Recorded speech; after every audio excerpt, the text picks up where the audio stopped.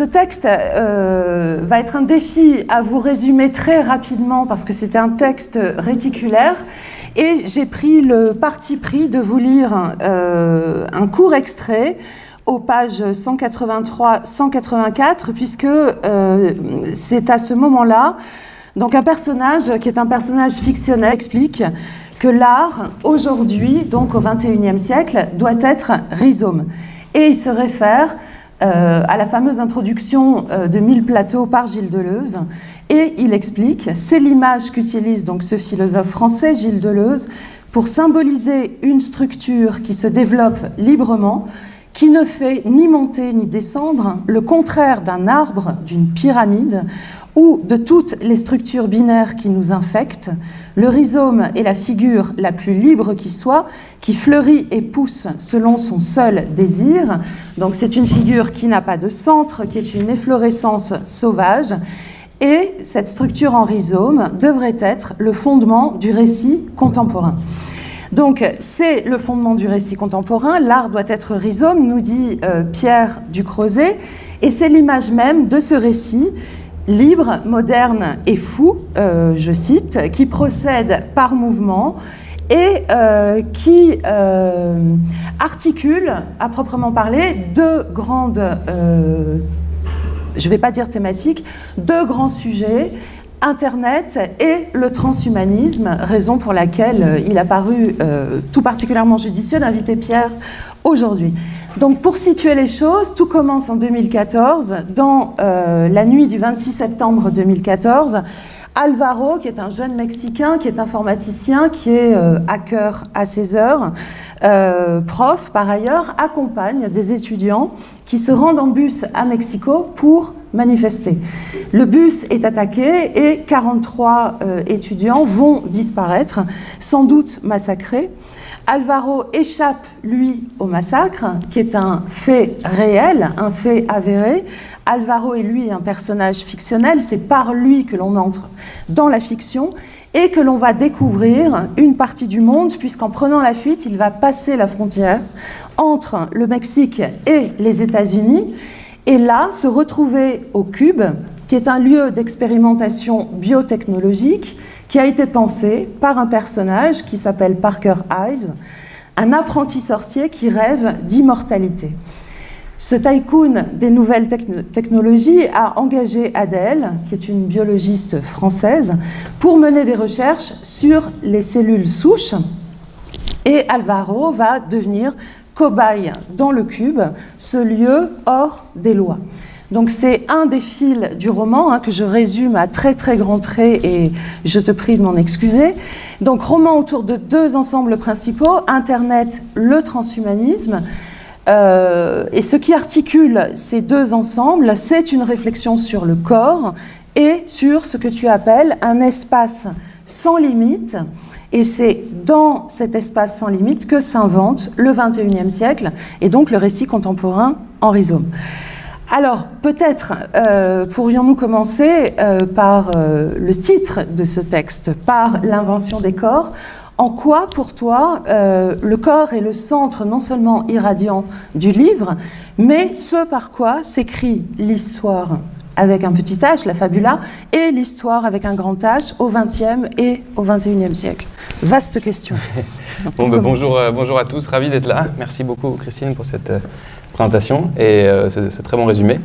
Et merci pour l'invitation à ce colloque. Alors oui, le corps, on se retrouve face à la matière du XXe siècle pour essayer de faire un roman. Et par quelle porte rentrer j'ai choisi le corps et le réseau, c'est-à-dire la même chose.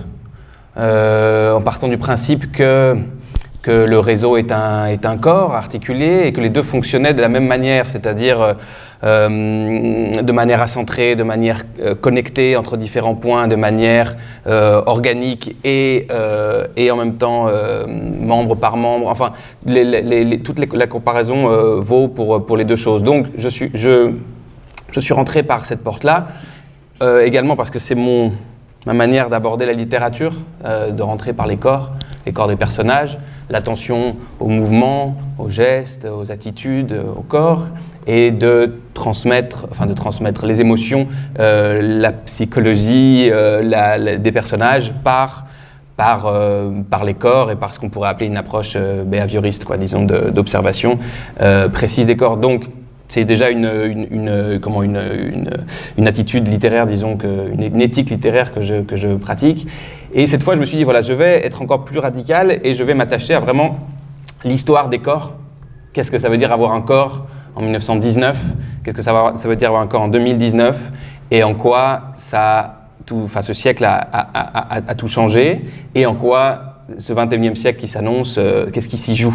Donc le corps politique, tous les enjeux politiques autour du corps, donc du transhumanisme jusqu'aux biohackers, jusqu'aux violences du Mexique, enfin toute une suite comme ça de transformations autour du corps.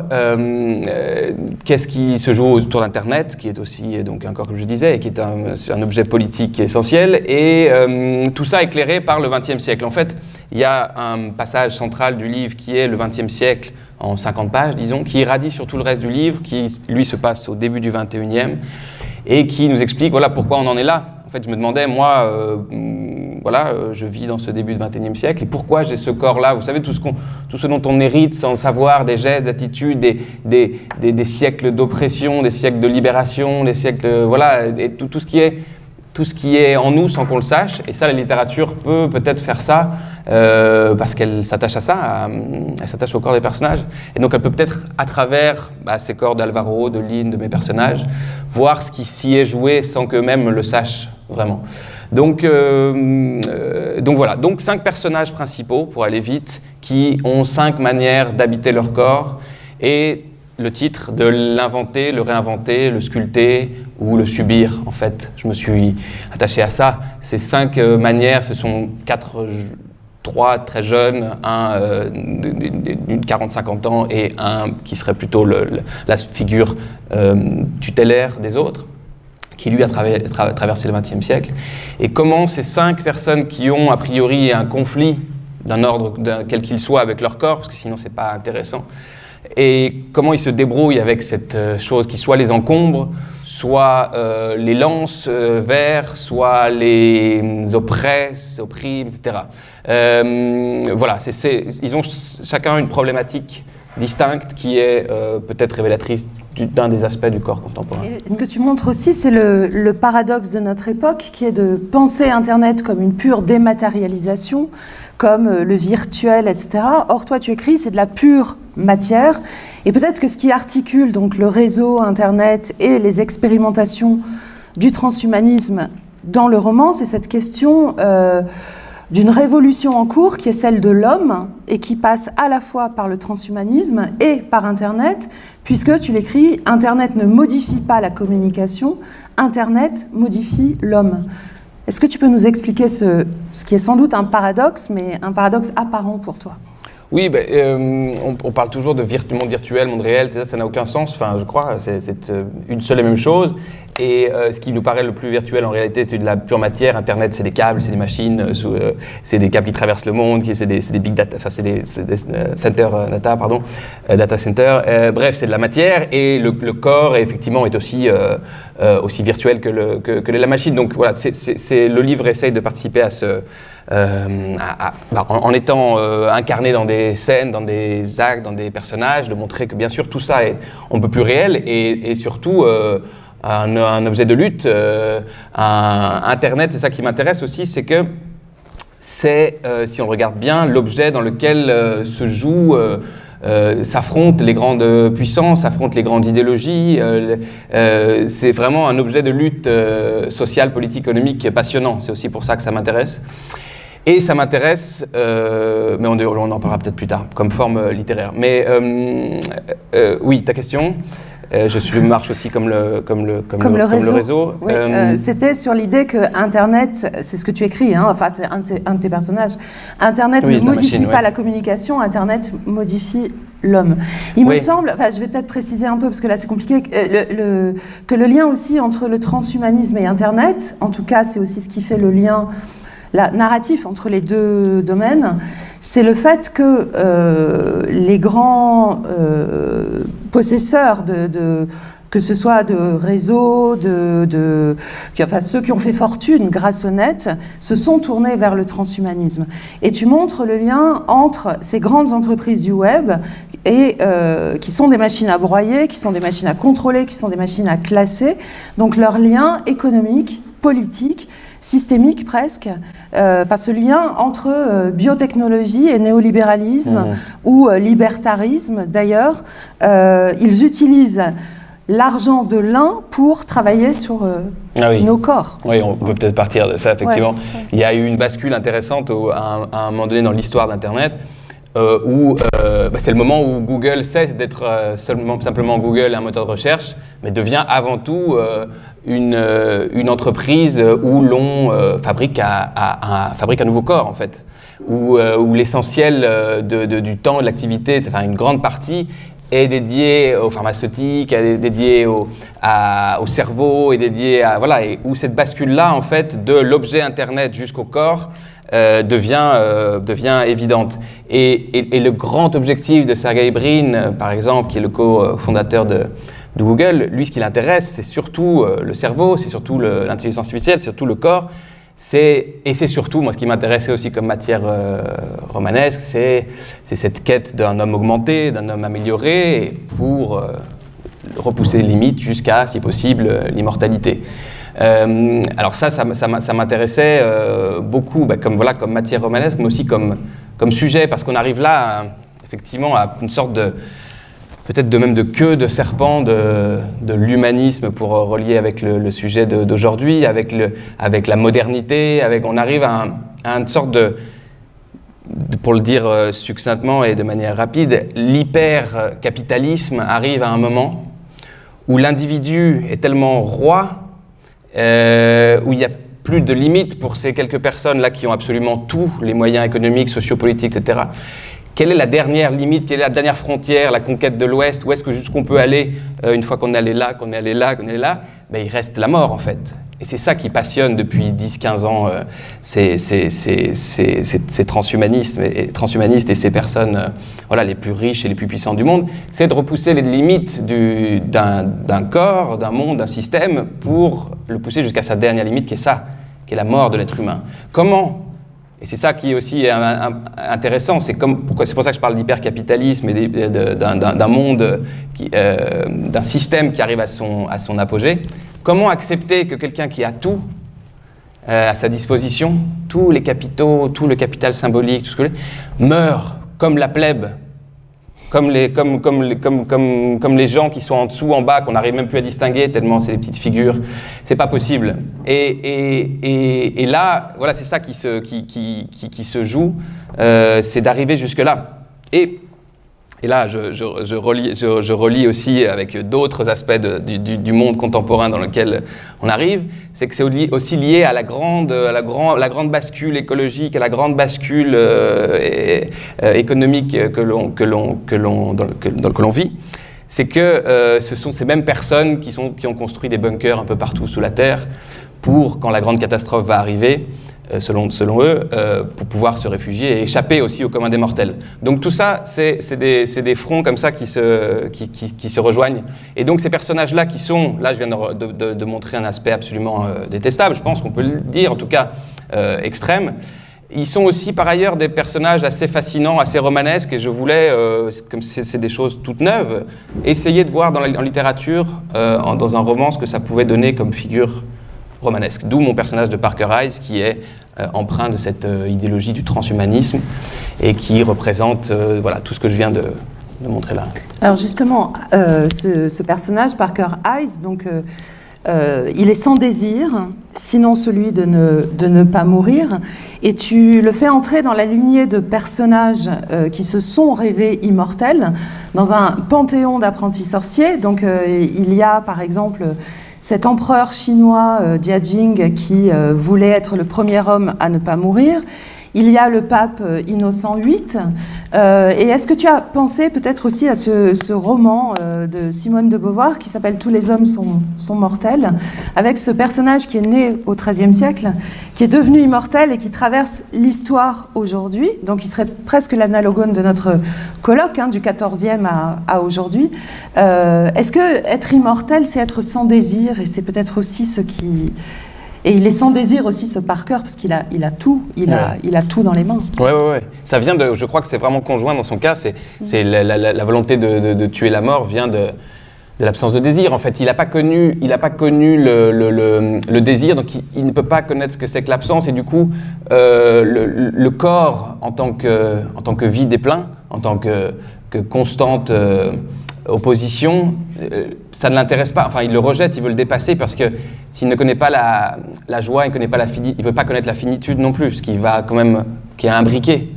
Et ça, c'est intéressant aussi pour rejoindre un peu aussi la voie historique que vous essayez de tracer.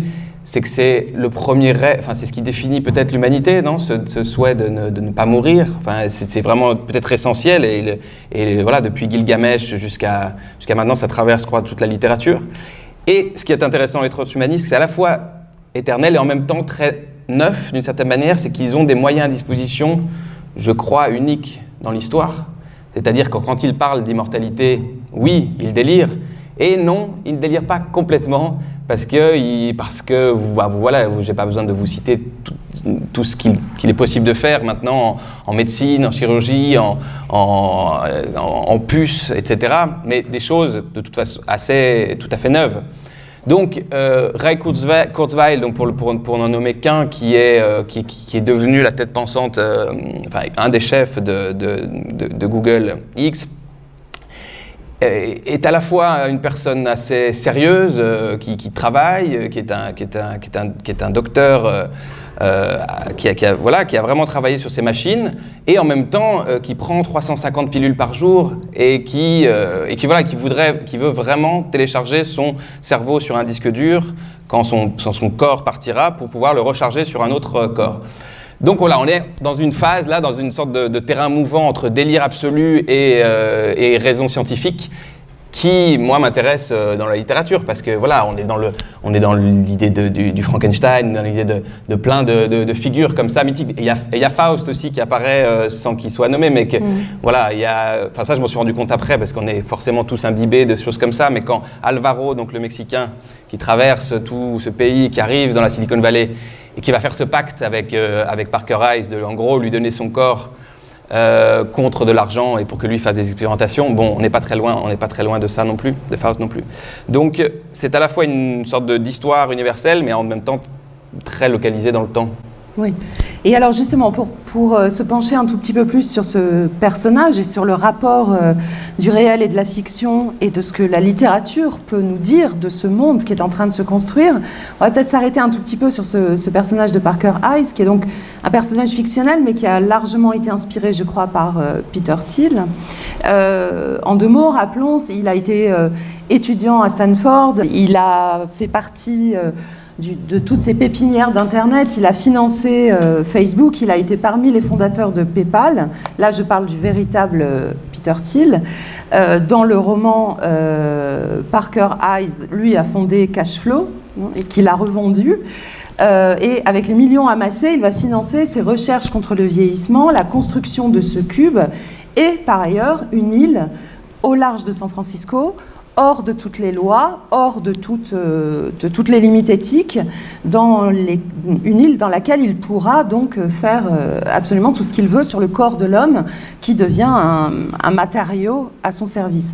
Donc pourquoi le choix de Thiel pour créer Eyes ? Et pourquoi, alors que tu parles par ailleurs de Zuckerberg, de Sergey Brin, etc., de Elon Musk, pourquoi le choix de ne pas avoir pris l'homme réel et d'en avoir fait un personnage fictionnel ? Que t'apporte la fiction ? Ouais, j'y ai pensé à un moment donné, je voulais l'appeler Peter Thiel, jusqu'au moment où il est devenu tellement éloigné du personnage, de la personne originale que je lui donnais un nom de fiction. Mais j'aime bien, effectivement, il y a beaucoup de personnages, il y en a certains qui sont dans leur rôle, qui ont leur vrai nom, et il y en a certains qui sont complètement de l'ordre de la fiction, comme Adèle par exemple.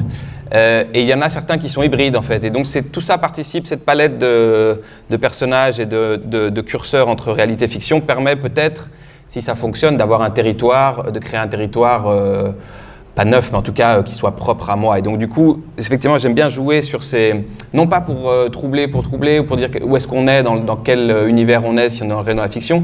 C'est plutôt, a priori, je pense qu'on comprend les codes et qu'on comprend qu'on est dans ce qui est le réel, mon réel à moi, ou disons un troisième, je pense que c'est ça, un troisième espace qui serait entre les deux.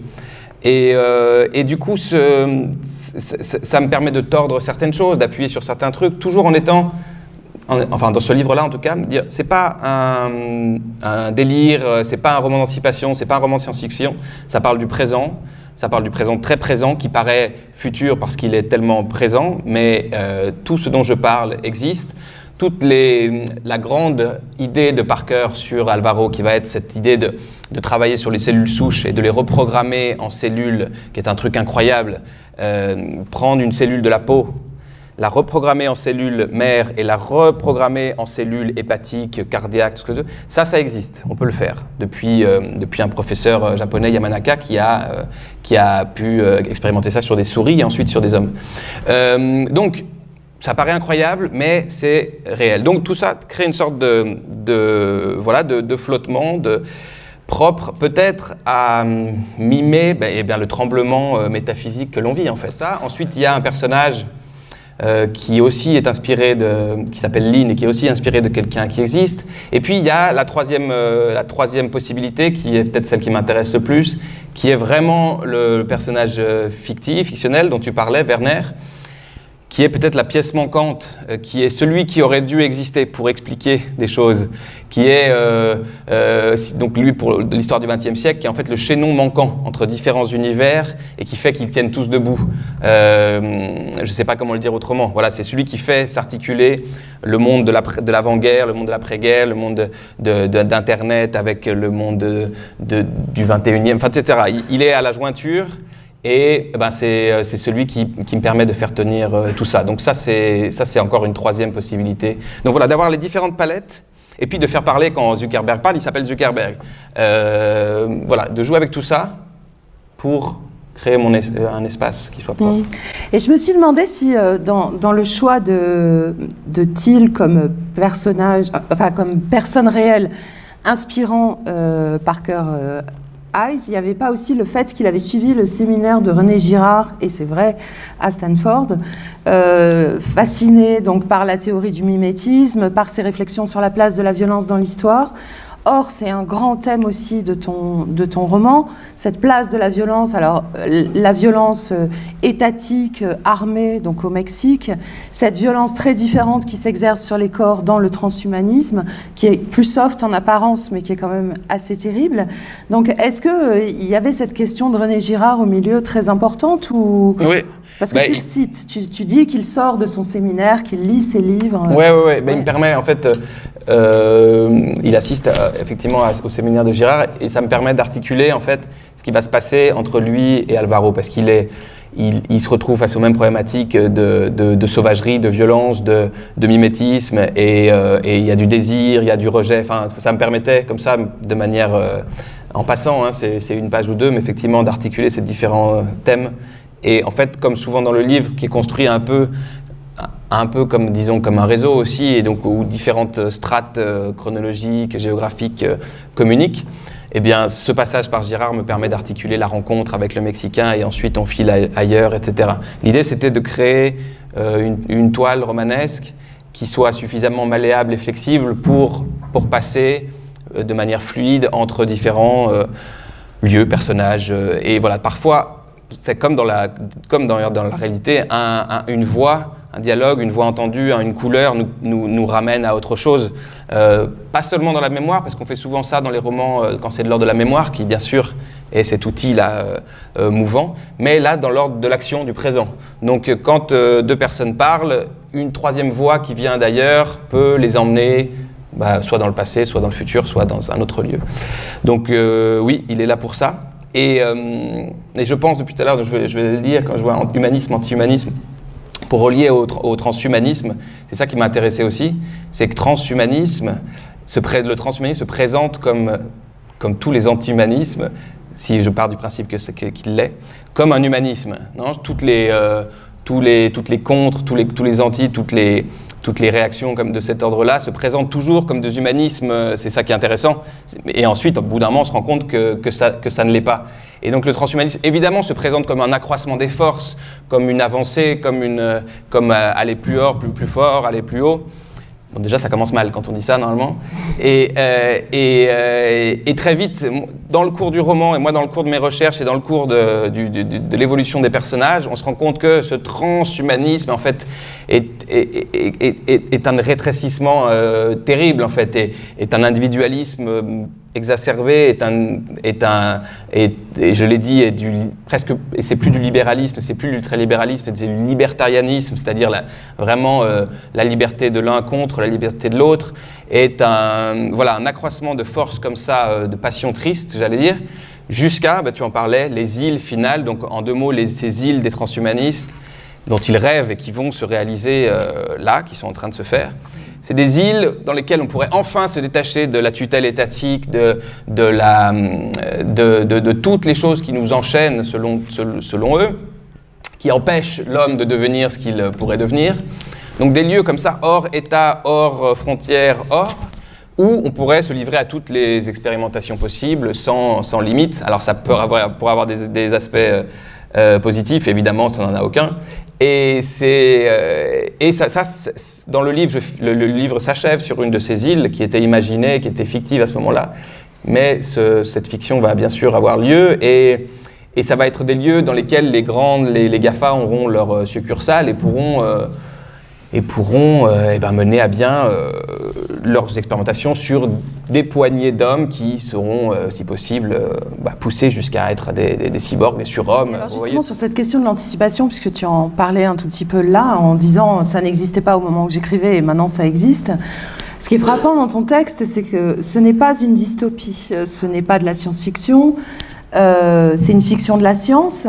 Il y a quelque chose aussi qui me fait penser à Rodrigo Fressan, qui habite, je crois, dans la même ville que toi, à Barcelone, parlant de son roman Le fond du ciel comme de science non-fiction. Et est-ce que tu dirais avoir écrit de manière réaliste sur un sujet qui est pourtant porteur de tous les fantasmes? Tu parlais tout à l'heure de Frankenstein, de Faust, etc.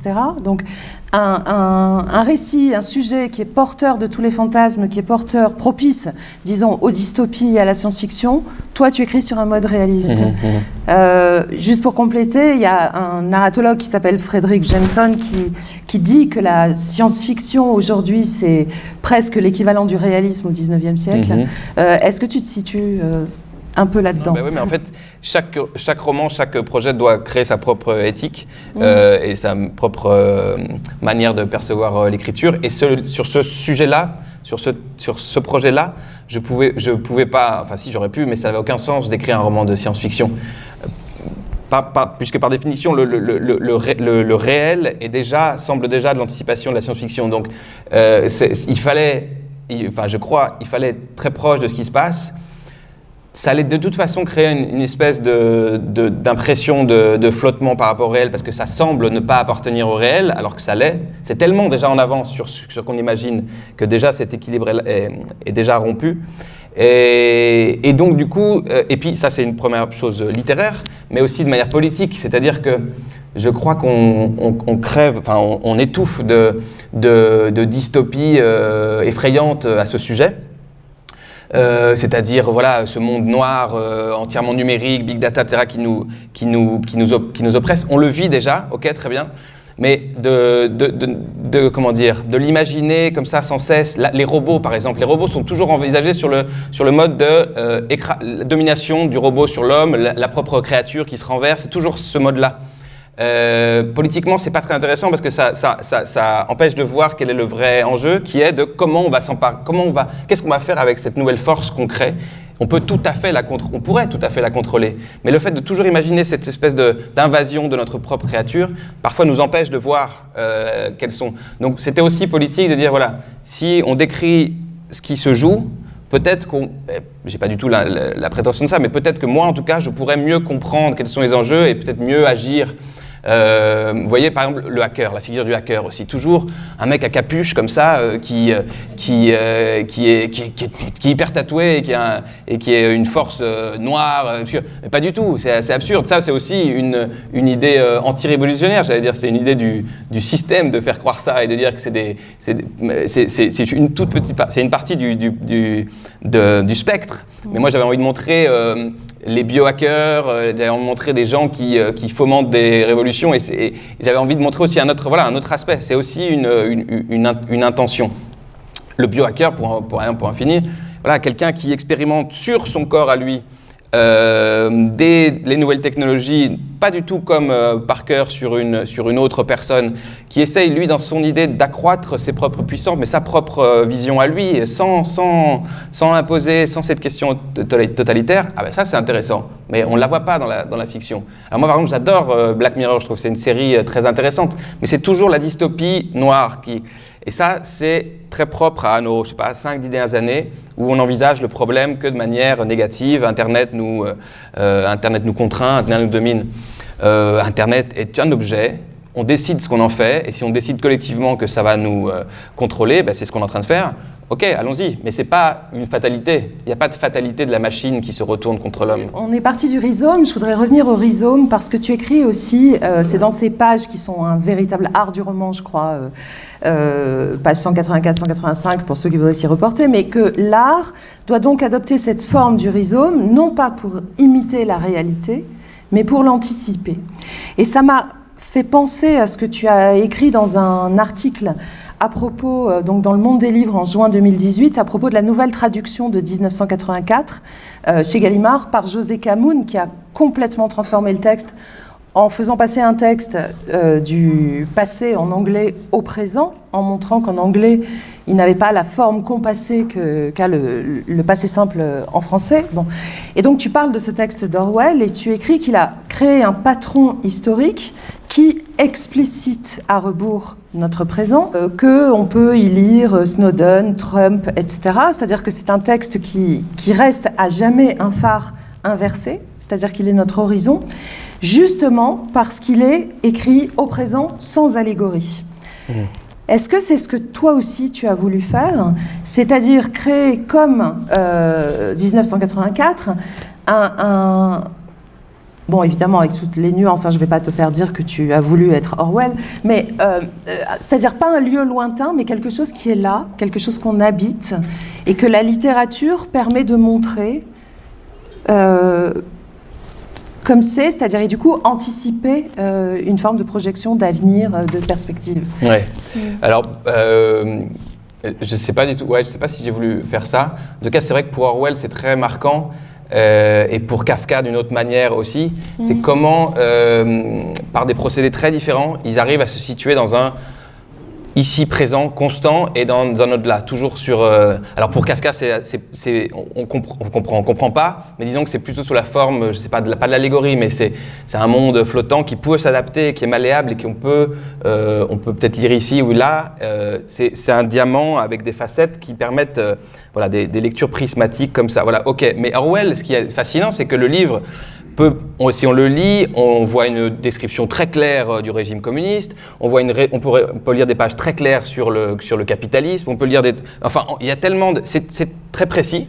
C'est un monde très précis, mais qui en même temps s'adapte d'une malléabilité incroyable, s'adapte à toute l'analyse bien sûr, je ne vais pas vous le refaire, mais de la vidéo, des caméras surveillance, etc. C'est incroyable. Donc c'est encore différent, c'est-à-dire qu'il se situe à plein de niveaux précis et en même temps il est partout. Donc ça, c'est d'un côté. Moi, je ne sais pas du tout ce que je voulais faire parce que c'était tout neuf et je voulais essayer, en tout cas, d'être dans le présent. Donc c'est localisé, c'est 2014, 2015, 2016. Ça m'intéressait comme matière romanesque en me disant toujours, ok, les romanciers, a priori, veulent de la distance, veulent un lieu qu'ils peuvent maîtriser.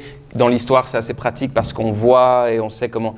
Et je me suis dit, si on se fout dans le présent comme ça, je n'y comprends pas plus que n'importe qui d'autre. Je vis dedans, donc je suis comme un poisson dans l'eau. Donc c'est difficile, c'est pour ça que c'est difficile de mettre ça en scène et d'essayer de voir quels sont les enjeux. Donc j'essaye quand même. Donc là, par contre, je prends un parti complètement différent d'autres, c'est-à-dire que c'est le risque d'être daté ou d'être enfermé dans un présent, mais de ce présent peut-être forcer un peu les murs et à l'intérieur de ça le réinventer, quoi. Donc ce serait ça disons le double curseur, ce serait on est dans le présent, on est dans des lieux réels et en même temps on n'est pas dans un roman réaliste non plus, on est dans une réinvention de ce réel-là. Donc après avoir, en fait c'est un peu un parcours, après avoir écrit 2 romans qui étaient vraiment des fictions fiction, sans aucun lien avec quelque chose du réel.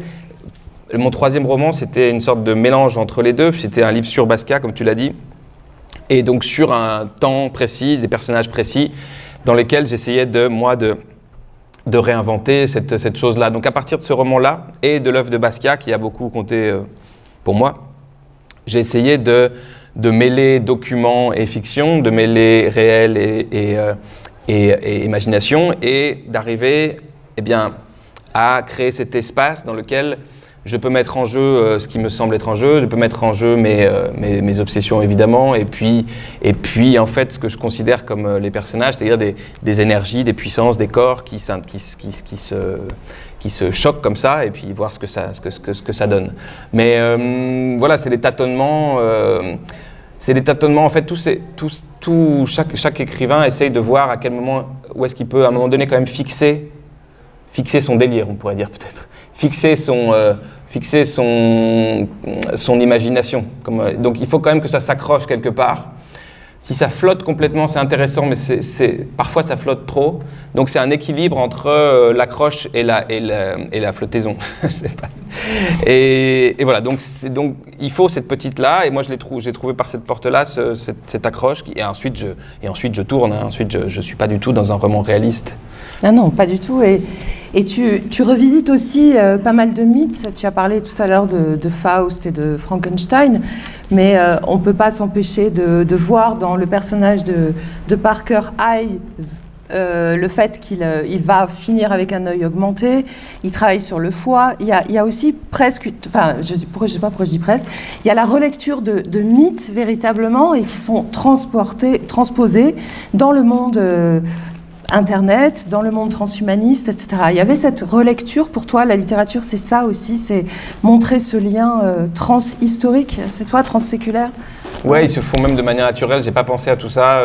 Ce que tu dis est très juste, mais ça s'est fait de manière naturelle, puisque c'est ça. Si on est à fond dans le présent, on est partout en même temps, en fait aussi. C'est toujours, c'est la nouvelle de Borges, l'Aleph, quoi. C'est en plongeant dans l'instant des instants, et bien en fait tout se reflète. Donc c'est normal qu'il y ait des échos de, je sais pas, la couverture c'est peut-être Bonnie and Clyde, qu'il y ait des échos de ces mythes-là, qu'il y ait des échos du cinéma, qu'il y ait des échos de plein de choses, puisque par définition ça flotte partout, c'est constant. Donc j'ai pas pensé à ça, mais ça s'est articulé de manière un peu naturelle. Si, ce à quoi j'ai pensé, c'est ce qui m'importe, c'est que les différents arts communiquent et qu'ils soient présents toujours à l'intérieur de la littérature, mais que la musique soit présente, que le cinéma soit présent, que tout ça soit mobilisé. Je crois que la littérature est pas à part, est pas isolée, elle est toujours en communication constante avec le réel, on l'a dit, mais avec les autres arts aussi, pour décoder. Non pas pour imiter, non pas pour... On entendait souvent ça, voilà, le roman cinéma, roman série, etc., comme si c'était une opposition, ou si l'un était devant l'autre, je sais pas quoi. Non, je vis dans un monde dans lequel je peux pas écrire sans penser sans me confronter ou m'allier à l'image, ce serait absurde. Et là, par exemple, voilà, il y a de Lillo qui est passé par là, et on peut pas faire comme si voilà, ça n'existait pas, ce serait bête. Donc voilà, donc comme c'est un roman sur ce début du XXIe siècle, et il essaye aussi d'intégrer ou de travailler avec tout ça. Donc là, oui, ça c'est plus conscient.